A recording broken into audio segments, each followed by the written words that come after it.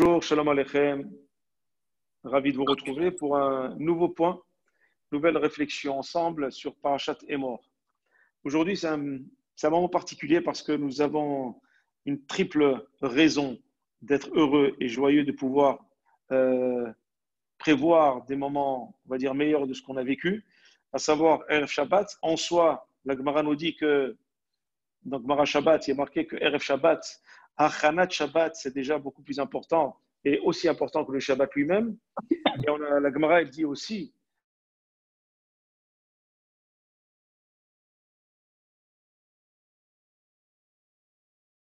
elle n'aura aucun problème. Elle n'aura Juste aucun problème. reprenez, il y a eu un problème de son.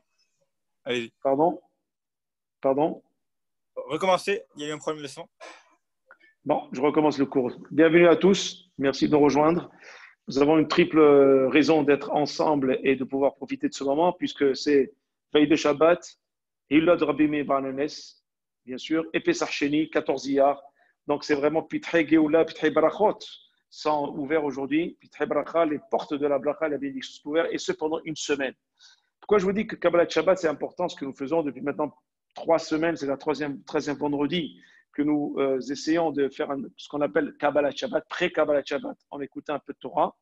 C'est parce qu'il y a une halakha qui dit que dans une famille, si on commence à mettre la table à partir de Chatzot, le vendredi, il est garanti d'avoir le Shlom Bayit à la maison.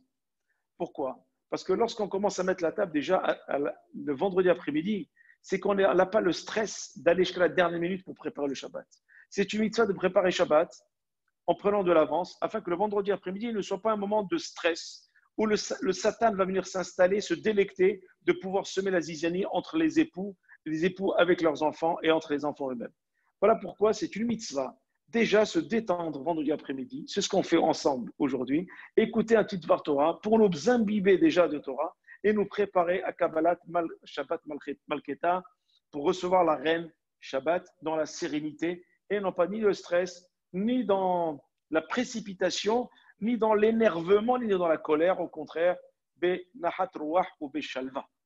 La paracha des morts, chers amis, c'est une paracha de transmission. Vous savez très bien que nous sommes dans la transmission pendant toute la période entre Pessah et Shavuot, puisque nous étudions Pirkei Avot. Et Pirkei Avot, il y a un verbe qui est marqué dans la première Mishnah, qui dit Moshe kibel Torah misinai Sara leoshua. Nous avons deux verbes, les kabel et l'imsor. C'est ce qu'on appelle l'ilmod ou l'amed. C'est ce qu'on dit dans Ahavat Olam, le matin Shahrit. L'ilmod ou l'amed, apprendre pour enseigner. L'imsor, les kabel, que l'imsor, recevoir pour donner. Vous avez remarqué que le monde juif, lorsqu'il reçoit quelque chose, il le donne aussitôt. Il ne le garde pas. On ne doit jamais garder un trésor pour soi. On ne doit jamais garder quelque chose pour soi. Même l'argent qu'on reçoit, c'est pour le distribuer. Soit pour éduquer ses enfants, pour payer des écoles juives, ou pour leur payer des bar mitzvot, pour payer un beau talit et de beaux tefilin, et pour payer des beaux shabbatot et des chagim extraordinaires, avoir une ambiance Torah et de juifs à la maison. Et autre chose, bien sûr, qui fait que nous sommes dans le confort pour pouvoir servir Hachem avec beaucoup plus de confort et de sérénité. Et aussi, lorsqu'on reçoit un savoir, on doit toujours le transmettre. C'est-à-dire que le juif, lorsqu'il reçoit quelque chose, il ne le garde jamais. Dès qu'il reçoit, il a bien intégré ce qu'il a reçu, automatiquement, il le transmet. C'est exactement la paracha de Emor, chers amis. La paracha d'Emor, il y a marqué la première question que dans la paracha, que nous dit vraiment la paracha d'Emor. La première question est la suivante.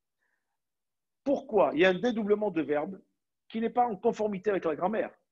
Il y a marqué Emor et la Kohanim bene Aaron ve'amarta alehem. Emor et la Kohanim ve'amarta alehem. Pour les hébraïsants, et on a des Israéliens avec nous qui savent de quoi je parle, et pour les autres, je traduis. Emor et la Kohanim, dis aux Kohanim, bene Aaron, etc., ve'amarta alehem, et tu leur diras. Il y a une redondance de verbes, il y a une répétition inutile.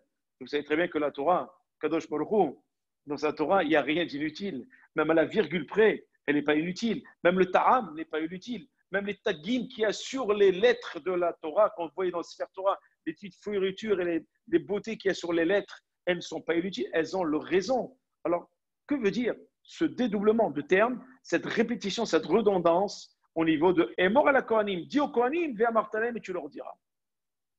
Alors, nous avons le rabbi Elimelech de Lizensk, qui est enterré en Ukraine. Il a la chose suivante. Il a écrit un livre très célèbre qui s'appelle le Noam, Sefer Noam Elimelech. Très important comme livre. Il dit la chose suivante. Les Azir Gedolim al Ktanim. Qu'est-ce que ça veut dire? Et ça veut dire pour mettre en garde les grands pour les petits. On ne comprend pas. Ça veut dire quoi? Mettre en garde les grands pour les petits. Il y a plusieurs réponses à ce commentaire, parce que ce commentaire est ambigu, on va dire il est un peu flou pour nous. Alors il dit que Mipene chez Dîner Paracha, lorsqu'on voit cette paracha, elle traite de quoi cette paracha finalement? Bien sûr, il y a deux grosses parties. La première partie, c'est pour les Kohanim, on parle de la Tahara des Kohanim, comment ils doivent travailler, la pureté des Kohanim, avec quelles femmes ils ont le droit de se marier, avec quelles femmes ils n'ont pas le droit de se marier, etc., etc. Et je vous raconterai une petite histoire tout à l'heure à ce propos. Mais ici, on parle, et la deuxième partie de la paracha, elle parle des Moadim. Et les Moad Hashem, on parle de toutes les fêtes de pèlerinage. Pessah, Shavuot, Sukkot. D'ailleurs, cette paracha, elle est très souvent lue. Elle est lue en permanence. Lorsque les fêtes arrivent, on prend des parties de cette paracha pour les lire. Et il y a marqué que cette paracha, Miuchadim rak les Kohanim. On aurait pensé que cette paracha, elle est réservée que pour les Kohanim, pas pour nous. Alors il dit non, pas du tout. Il dit au contraire, la khair, sarir chinuch miuchad la Kohanim, chitnahagu betahara,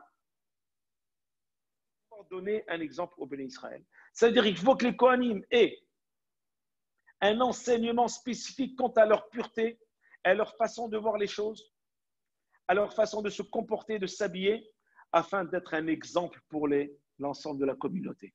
Ça veut dire que les Azir Gdolim al-Ktanim, il faut avertir que les grands ont une visibilité, ont une exemplarité à donner. Même si quelqu'un dit, écoute, fais ce que je dis, mais ne fais pas ce que je fais. Ça, c'est ce qu'on appelle dans le domaine des goïms. Fais ce que je dis, mais ne fais pas ce que je fais. Chez nous, non, c'est pas du tout, ça ne marche pas comme ça. Chez nous, hasfi shalom. Hasfi shalom, chez nous, c'est au contraire.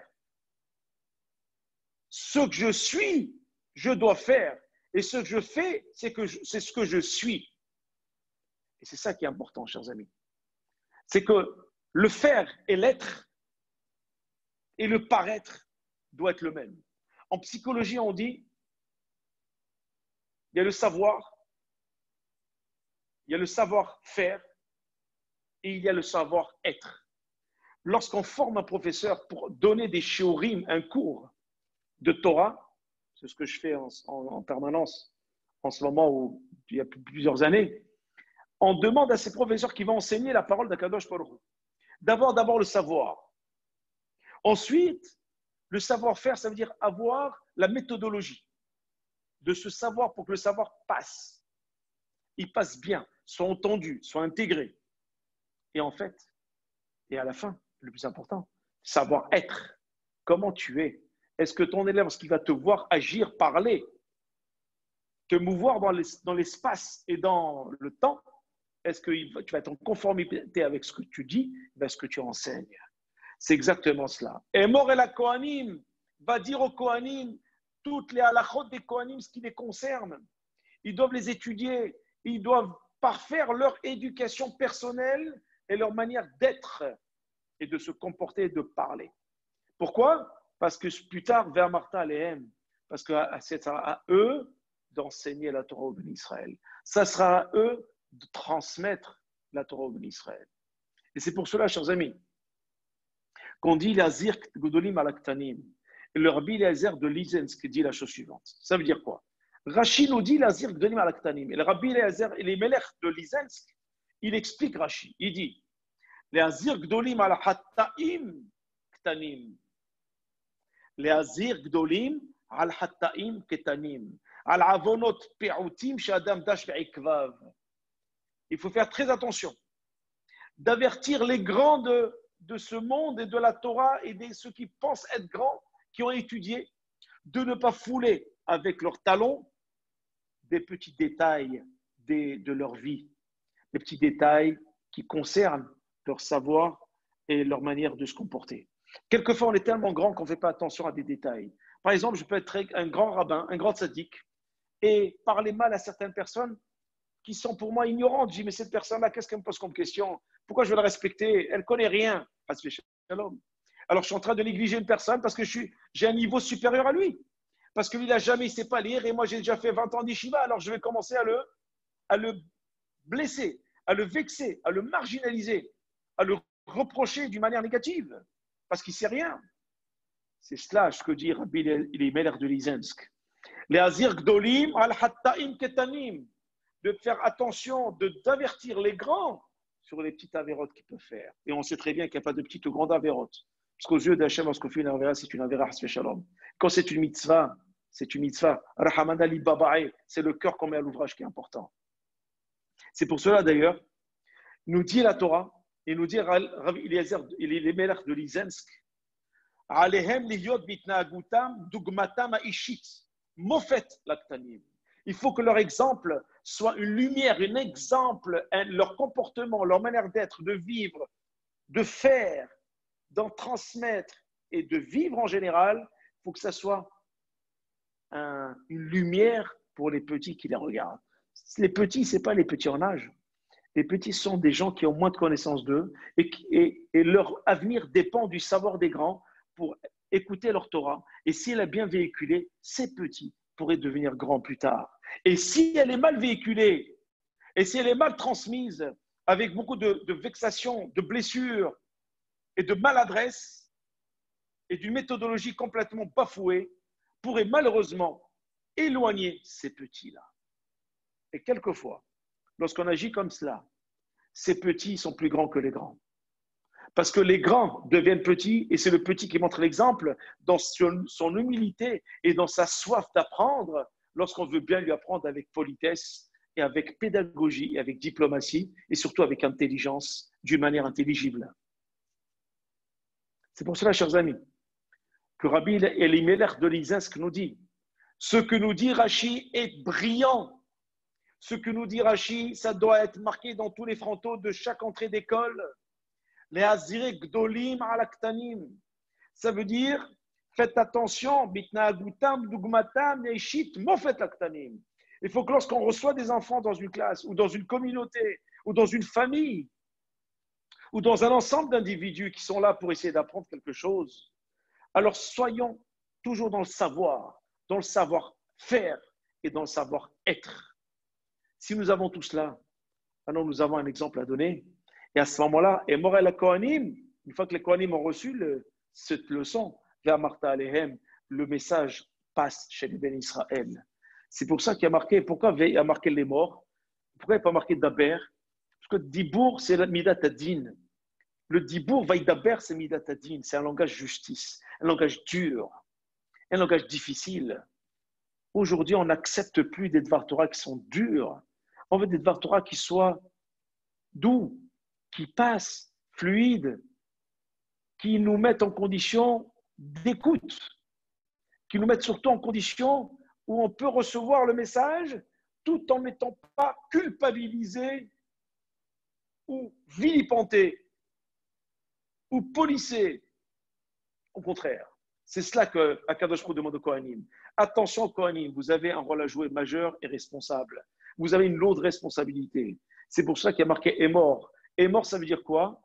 Et mort, ça veut dire dis-leur avec douceur. Vayomer, c'est Midat Arahamim. C'est Midat Arahamim, Vayomer. Ça veut dire parle-leur bien, avec douceur, avec diplomatie. Mets-toi à leur place. Tu ne sais pas quelle vie ils ont vécu avant. Tu ne peux pas comprendre qu'est-ce qui s'est passé dans leur vie pour qu'ils soient aujourd'hui amenés à apprendre Aleph Bet à l'âge de 50 ans. Ça fait des années qu'ils lisent en phonétique. Tu ne sais pas pourquoi. Toi, tu viens, tu juges, tu claques, tu donnes et tu éloignes. Nous sommes maintenant dans une phase, depuis maintenant 8e semaine de confinement, on va entamer la 9e semaine. 8e Shabbat, 9e Shabbat est mort. Où on va dire maintenant, ça y est, on a transmis la Torah, on va continuer encore maintenant à la développer. On va sortir pour la donner à tout le monde. Maintenant qu'on va sortir, Léat, sortir, c'est pour garder cette ardoute, c'est pour garder cette manière de transmettre. Et là où on va être maintenant en contact plus ou moins au fur et à mesure avec des proches, etc., il faudra surtout que cette communication soit meilleure que ce qu'elle a été avant le confinement. Gare aux problèmes qu'il y a eu, chers amis, et là je rentre dans ma spécificité de psychologue et de pédagogue. Surtout pas, parce que le confinement a confiné tous les problèmes familiaux, les problèmes de couple, a confiné les problèmes relations enfants-parents, relations époux-épouse, a confiné les graves problèmes qui sont entre enfants et relations avec l'autre en général, et dans cet oppressement et dans cet enfermement qui fait que la promiscuité crée des problèmes et où là où le Satan se délecte. Tout va ressortir après le déconfinement. Attention comment nous allons communiquer en sortant. Attention comment nous allons aborder la vie, cette nouvelle vie, tenant compte que nous sommes de nouvelles personnes, tenant compte que notre regard est différent, tenant compte que notre approche est différente. Imrot Hashem amarot tehorot, nous dit le Midrash Tanhuma. Imrot Hashem amarot tehorot. Les paroles d'Hashem qu'on a entendues, ce sont des paroles kedoshim. Donc dès qu'on va parler avec quelqu'un, on va lui parler avec doucha, avec sympathie, avec diplomatie. Et non pas lui déferler tous les problèmes qu'on a eus pendant les 60 jours de confinement. Parce que les relations vont différentes maintenant à la suite de ce confinement. Et je tiens à vous dire que le déconfinement va déconfiner tous les problèmes qui étaient sous-jacents dans les familles. Et ça risque d'exploser de part et d'autre partout. Et que tous les bâtiments vont être remplis de divorces, de demandes de divorce, de demandes de schlambaït et compagnie, ou de demandes de révolte des enfants. Il faut rester dans le hémor. Parlons bien. Essayons de reprendre une bonne parole. Essayons de reprendre une bonne communication. Cette paracha parle de communication, première partie de la paracha. Et mort à la koni vers Martha Aleem, dédoublement de verbes, parce qu'on veut véritablement que l'éducation de soi-même, on doit s'éduquer. On a réfléchi, on a fait une introspection de son être. Maintenant, faisons en sorte de mettre en application toute cette réflexion qu'on a eue pendant ces 60 jours, voire plus de 60 jours, de réflexion, d'enfermement et de remise en question et de remise en soi de son moi avec un grand M, de son ego surdimensionné qui, j'espère, aujourd'hui, a repris une place, non pas condescendante, mais une place relative, qui permet à l'homme de voir l'autre comme un égal et de lui parler avec toute considération et respect. Chers amis, c'est pour ça qu'il y a marqué « est mort ». Et cette paracha des morts, elle parle des fêtes, certes. Mais maintenant, pourquoi parler des fêtes? Parce que ces fêtes-là, justement, reflètent la réunion et la communication à outrance entre familles. C'est pendant les fêtes qu'on se voit. C'est pendant les Shabbats qu'on discute. Et ce n'est pas pour rien d'ailleurs qu'on parle des halachot, des fêtes pendant, durant et dans cette paracha de mort. Et qui parle aussi de toutes les femmes interdites pour le Kohen. Pourquoi? Parce que le Kohen a la nécessité de Kedusha pour pouvoir être habilité à transmettre. Et je voudrais vous raconter une petite histoire extraordinaire sur justement les Kohanim et les femmes qui leur sont interdites. Il n'a pas le droit de se marier avec un divorcé.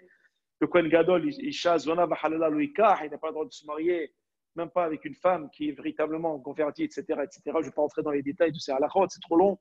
Je voudrais vous raconter une petite histoire, chers amis, qui reflète véritablement pas mal de choses sur ce sujet de la Kedusha, la sainteté des Kohanim. Une fois, il y avait un couple qui s'était marié et pendant des années, ils attendaient un enfant. Et voilà, malgré toutes les barachot, ils ont pu avoir, l'enfant n'arrivait pas. Alors, ils ont décidé d'un commun accord de divorcer, avec amertume. C'était un couple qui s'aimait énormément. Ils se sont dit, maintenant, on n'a pas le choix. La mitzvah est d'avoir des enfants. Et peut-être que si chacun fait sa vie de son côté, Azrat Hashem, il y aura un enfant. Donc, ils ont décidé de divorcer. 2-3 semaines après, voilà que la femme appelle son ex-mari, elle lui dit, tu sais, je suis enceinte.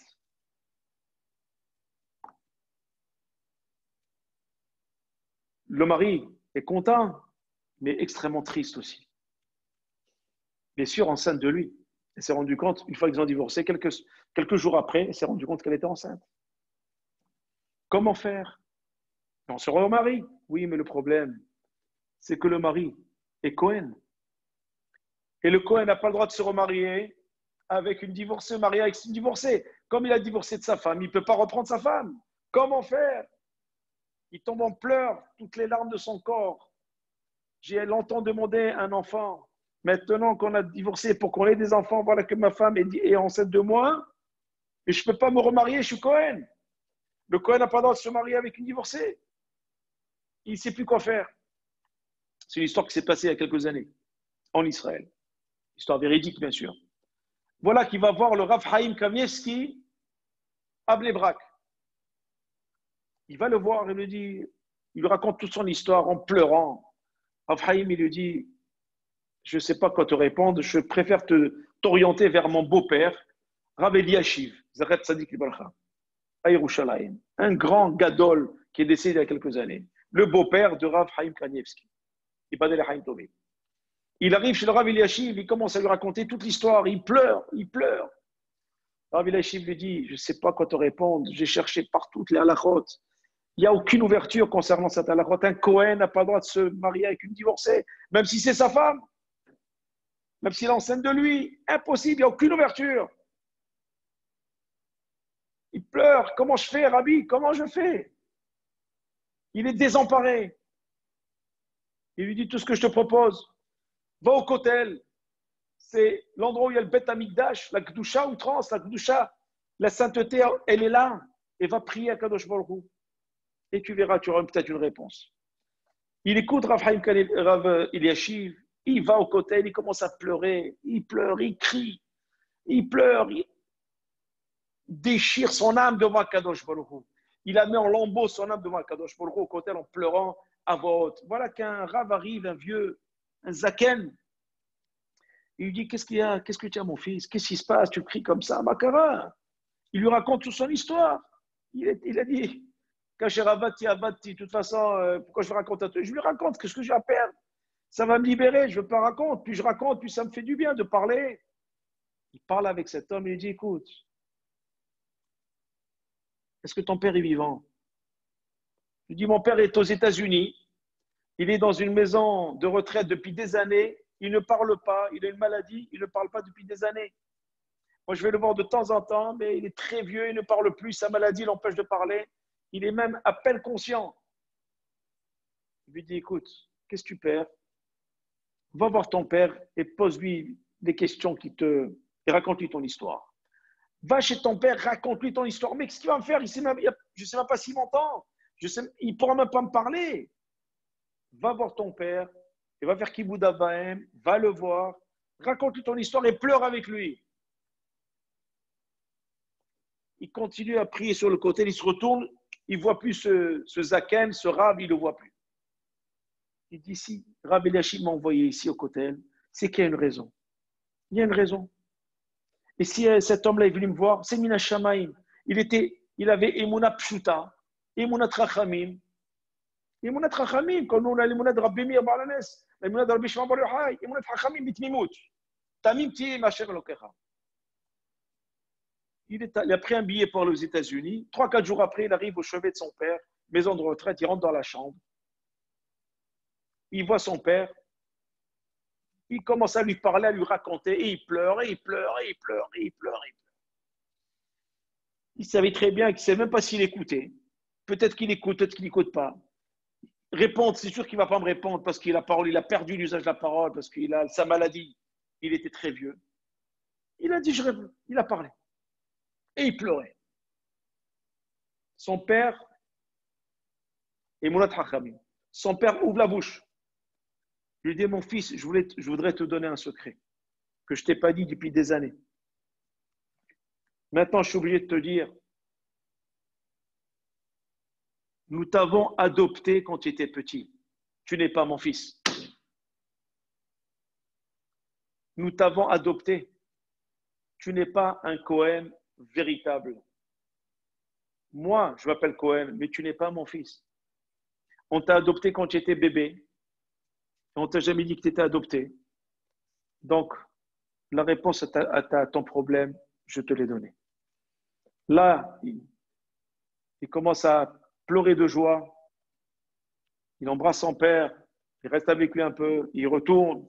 Il va voir le Beddin à Yerushalayim. Et effectivement, il a pu se remarier avec sa femme. Il a eu d'autres enfants, et il vit encore à Yerushalayim, en Eretz Israël aujourd'hui. C'est pour vous montrer. Et Mounat Hachamim, c'était le pont que je voulais faire entre l'histoire des Kohanim, la têteté des Kohanim, le respect de la Torah. Et lorsqu'on prie Mounat Hachamim, combien Kadosh Baruch Hu nous ouvre les portes. On va dans des endroits, on se dit, mais qu'est-ce qu'on fait là? Le Ratzadik, il m'a dit d'aller, j'y vais. Il sait ce qu'il fait. Et Mounat Tzadikim. C'est extraordinaire. Voilà, chers amis, en ce jour de la Yula de Rabbi Meir, il ne faut pas se gêner de pleurer devant la bougie de Rabbi Meir. Je vous conseillerais, moi, en allumant les bougies de Shabbat, puisqu'on va les allumer bien avant Shabbat, pendant la journée, de rajouter une lumière supplémentaire, puisqu'on sera toujours dans la Yula de Rabbi Meir, et lui demander qu'Akadosh Baruch Hu, par son zérout de Rabbi Meir, et par le zérout du Shabbat qui va rentrer, et puis Akadosh Baruch Hu nous ouvrir toutes les portes, Sha'arei Torah, Sha'arei Parnassa, Sha'arei Fashlema, Sha'arei Baracha, Sha'arei Tzlacha, Sha'arei Kol HaBarachot Sheba'olam, toutes les barachot qu'il y a dans la Torah. Et ça, il ne faut surtout pas laisser tomber. Et je reviens maintenant à mon sujet principal, parce qu'il nous reste encore quelques minutes, avec plus de 5 minutes ensemble. Vous dire simplement que cette paracha, c'est une paracha de communication. C'est une paracha qui nous montre combien on doit savoir communiquer, combien on doit avancer, combien on doit essayer de comprendre la portée, je dis bien, comprendre la portée des paroles que sort de sa bouche. Elles peuvent construire des personnes, elles peuvent réunir des familles. Imrot Hashem amarot teorot. Lorsque tu parles le langage de la Torah d'Hashem, amarot teorot, il n'y a que des paroles saintes qui sortent de là. C'est ce que nous dit le Midrash Tanhuma. Il y a un autre livre qui s'appelle Sha'arei Haim qui dit la chose suivante. Effectivement, il nous reste encore 10 minutes. Nous allons en profiter pour compléter les 30 minutes. Il dit qu'il va chez Bnei Israël hem Kedoshim Torim. Étant donné que les Bnei Israël sont Kedoshim et Torim, ils doivent complètement s'affranchir de toute Toum'a, de toute impureté, de toute débauche. Quand on dit à quelqu'un, ne va pas avec cette femme interdite, lorsqu'on dit à quelqu'un, ne regarde pas ce genre de film, ne regarde pas ce genre d'image, on ne doit pas lui dire de cette manière. Vous donner une petite manière de parler. Mais là, avec mes petites connaissances, si je peux partager ça avec vous, avec ma petite expérience d'une trentaine d'années d'enseignement, vous expliquer comment aborder avec des jeunes et des moins jeunes certaines choses même extrêmement compliquées et les faciliter et faire en sorte que la communication passe comme un fluide, comme de l'eau qui passe dans un ruisseau. Lorsqu'on voit quelqu'un qui est loin de la Torah, on lui dit, mes chers amis, tu sais que toi, tu es tellement kadosh et tahor que tu es allergique à ce genre de choses. C'est pas de ton rang de voir ce genre de choses. C'est pas de ton rang de parler comme ça. C'est pas de ton rang de t'habiller comme ça. C'est pas de ton rang de voir ce genre d'image. Parce qu'un prince, un prince ne se comporte pas comme ça. Je me souviens quand j'étais jeune,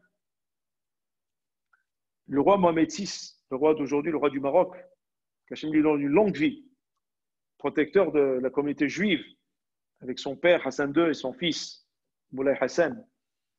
Mais justement, le roi Mohamed VI, je me rappelle, je le fréquentais quand il avait 14-15 ans. On se voyait de temps en temps, une fois ou deux fois par an dans certaines, parce qu'il fréquentait beaucoup de juifs. J'ai eu l'occasion de le voir. J'ai eu l'occasion de le côtoyer il y a 5 ans lorsqu'il nous a reçus, puisque j'étais reçu à son palais royal pendant plus de 3 jours avec une délégation. Et je me souviens, à l'âge de 18 ans, son père lui a dit maintenant, c'est plus de ton rang, parce que tu es amené à une responsabilité, très haute responsabilité. Donc maintenant, on ne l'a plus revu à 18 ans. Il n'était plus là. Il ne fréquentait plus personne. Il était à un rang important. Lorsqu'il s'agit, nous, à Kadosh Baruch Hu qui nous a donné la Torah, nous sommes ses enfants, nous sommes détenteurs de ces valeurs, détenteurs de la Torah. Nous avons Imrot Hashem, Amarot Teorot dans la bouche. Nous avons les paroles d'Hashem, paroles saintes de notre bouche. Ce n'est pas de notre rang de faire des bêtises dans ce monde. Ce n'est pas de notre rang. Ce n'est pas que toi, tu fais des bêtises, tu es bête. Tu as vu ce que tu fais, on va commencer à vilipender la personne, à lui tomber dessus. Non, ce n'est pas de ton rang. Tu as un rang important. Tu es détenteur de la Torah. Tu as une responsabilité. Tu ne peux pas faire certaines choses que certaines personnes feraient avec facilité. Voilà, chers amis, ce que nous dit la parole de Sha'ari Haïm. Il continue, il dit, Ben Meler, un enfant d'un roi, si tu lui donnes la nourriture qu'un pauvre mange en prenant des poubelles, il va tomber malade tout de suite. Mais le pauvre qui mange dans les poubelles, lui, il ne tombe pas malade. Pourquoi? Parce que tout simplement, le roi est habitué à une certaine gastronomie, certaine nourriture très importante, très choisie. Alors que celui, le pauvre, qui est obligé d'aller manger n'importe quoi parce qu'il a faim, parce qu'il est pauvre, parce qu'il est mesquin, le pauvre, à lui, son estomac est adapté à tout. Et puis d'Israël, nous avons des valeurs avec, bien sûr, toutes les nations qui ont des valeurs universelles ont un rang important. Je ne parle pas que des Juifs, toutes les nations. Mais ceux qui ont choisi d'avoir vraiment un rang bas comme ce mesquin-là, alors n'importe quel avéra ne les atteint pas. Pour eux, ils n'ont rien fait de mal. Ils peuvent être dans le meurtre, dans les boches toute la journée. Pour eux, ils n'ont rien fait de mal. Ils ne sont même pas atteints, ils ne sont même pas touchés. Ils ne culpabilisent même plus. Mais nous, l'Aram Israël, et ceux qui sont détenteurs de valeurs dans ce monde, de toutes les nations dont je parle, qui ont des valeurs universelles intrinsèques, et le Am Israël qui a des valeurs intrinsèques à la Torah, puisque les valeurs universelles sont déjà dans la Torah depuis maintenant 3800 ans, nous, on ne peut faire des avérotes de ce rang. C'est impossible, parce que nous sommes à un rang important. Et chaque fois qu'on fait une avéra, on fait une bêtise, on le ressent tout de suite. Et on en est allergique, et on culpabilise tout de suite, et on fait tchouba. C'est pour cela que vous avez des gens qui, le Rambam nous dit, le Rambam Maïmonide nous dit qu'il faut reconnaître la faute. Ensuite, il faut la regretter et enfin ne plus récidiver. Le regret vient à cause de quoi? Parce qu'on a reconnu une certaine culpabilité de la faute. Et pourquoi on reconnaît la culpabilité? Parce qu'on sait qu'on n'est pas de ce rang-là. On a un rang important, on ne peut pas tomber si bas. Voilà pourquoi, chers amis, Imrot Hashem Amrot Teorot. Il faut à tout prix que nos paroles soient toujours des bonnes paroles, que ce soit dans l'enseignement, que ce soit dans l'éducation, soit dans la communication en général, parler positif, voire toujours positif. Et sachez une chose, qu'une personne qui est blessée par une autre, et que cette personne elle a toutes les raisons de répondre, elle ne répond pas, c'est la plus grande doucha qui existe dans ce monde, la plus grande sainteté, parce qu'elle avait toutes les raisons de répondre, elle n'a pas répondu. Elle a reçu sur elle le coup, elle n'a pas répondu. Ce n'est pas dire qu'elle est faible, pas du tout.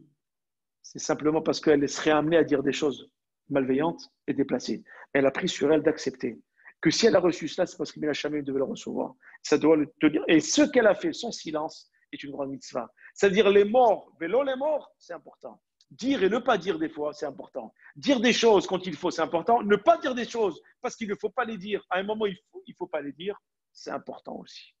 Voilà pourquoi, chers amis, cette paracha revêt une importance capitale quant à la communication, quant à la transmission, quant à l'enseignement. Et c'est pour cela que je terminerai en disant ce que nous disent Sha'arei Haïm. Il dit simplement, faisons attention, qu'Akadosh Baruch Hu, lorsqu'il a parlé avec le peuple d'Israël, il n'aura pas parlé n'importe comment. Il a choisi ses mots. La Torah, c'est un choix de mots spécifique à chaque enseignement et à chaque message. De la même manière, lorsqu'on veut parler avec quelqu'un, on doit tourner 7 fois notre langue avant de dire certaines choses. Voir si on ne l'a pas touché, voir si véritablement le message passe et voir vraiment si le message va le construire. C'est ça, Emor el Kohanim ben Aaron, ve'amarta alehem. Emor el Kohanim ben Aaron va dire aux Kohanim, pas Aaron à Kohen, aux enfants d'Aaron. Pourquoi aux enfants? Parce que lorsque je transmets un message à quelqu'un, c'est comme si je l'avais engendré. Kol mi shemlamet Torah, kilou yelado. Quelqu'un qui enseigne la Torah à quelqu'un d'autre, c'est comme s'il l'a engendré. C'est son père spirituel. Donc c'est son fils. C'est pour ça qu'il y a marqué Emor el Kohanim bene Aaron, des enfants d'Aaron. Parce que quand tu donnes un message, ça devient ton enfant. Alors parle-lui comme si c'était ta chair et ton sang. Parle-lui pour le construire comme si c'était ton fils. Tu l'aimes comme ton fils. Non, ne le blesse pas.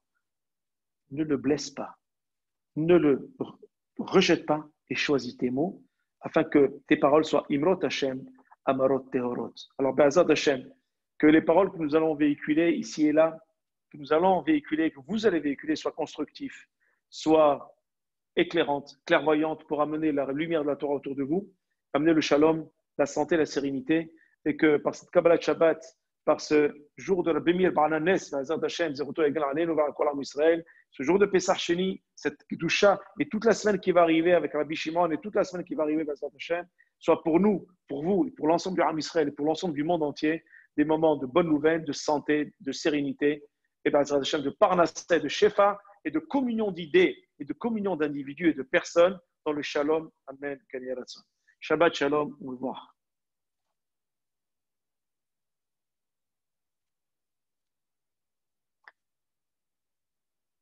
On va se mettre le micro pour souhaiter Shabbat Shalom à tous, si vous voulez bien.